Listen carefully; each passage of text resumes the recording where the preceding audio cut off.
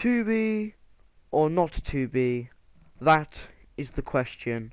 Whether it is Xavier in the heart of a nobler or a king, I present to you why Shakespeare was a chav.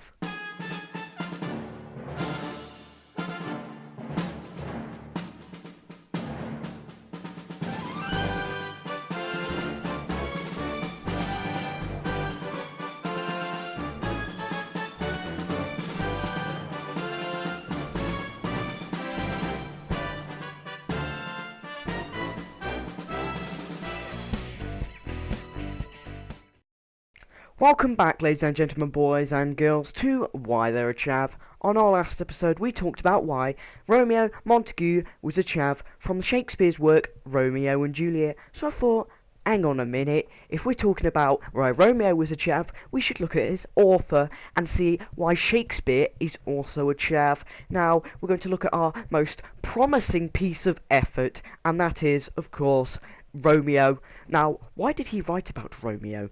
Oh, that's right, because Shakespeare was also a chav.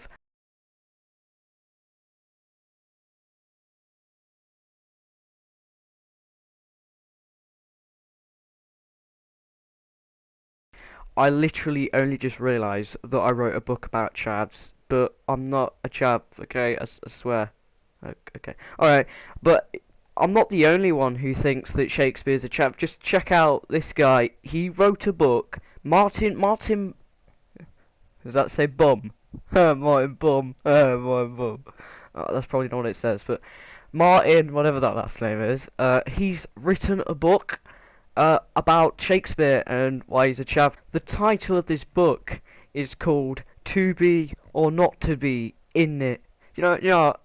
Could someone give me this, for like a late Christmas present? It'll just make it'll make my whole year. Well, just read this. The comedy sketch writer who was helped by his 13-year-old son. What? His 13-year-old son's a chav? Look, he was inspired after hearing about simplified text of Shakespeare. Wait, how does that work? How could you be inspired by the correct grammarifications? I don't even know if that's a word, but how can you be inspired by the real English language? Surely you'd be inspired by Shakespeare slang, because Shakespeare's a chav! And it was introduced in schools a couple of years ago. Wow. Look, have you seen the titles that are included in this book? Look, Macbeth. I probably shouldn't have said that actually, because it's cursed. And then there's Romeo and his fit bitch duel. See, Romeo's a chav. Knew it. See, where's my Medal of Honor? See, there's even more people confirming that Shakespeare's a chav. Just read this. As the audience took their seats, they were forced with the spectacle of the cast, dressed in tracksuits. The bloody chavs! The chavs, mate.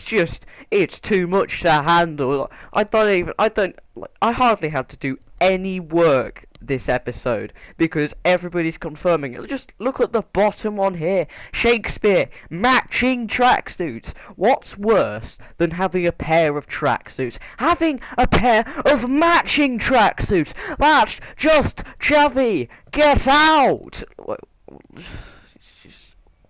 What?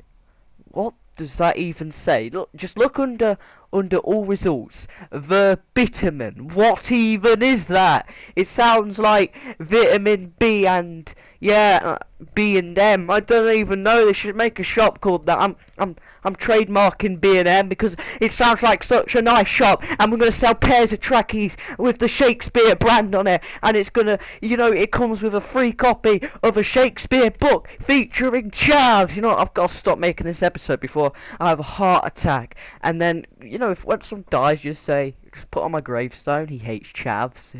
And also, oh my god, it all makes sense now. I've got even more proof that Shakespeare's a chav. On his tombstone, it says, "Don't dig up because it's cursed." Not really, he doesn't want anyone to find his pair of tracksuits. He's a bloody chav, he is!